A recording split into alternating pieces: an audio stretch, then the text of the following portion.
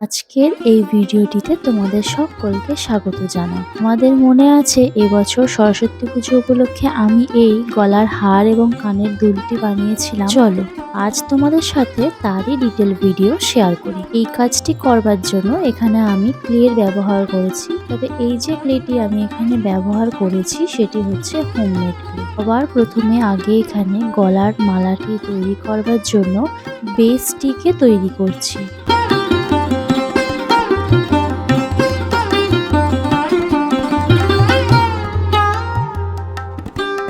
বেসটি এখানে অর্ধগোলাকৃতি শেপে কেটে নিয়ে দুটো ছিদ্র করে নিচ্ছি, যার মাধ্যমে সুতোগুলো গলানো যাবে।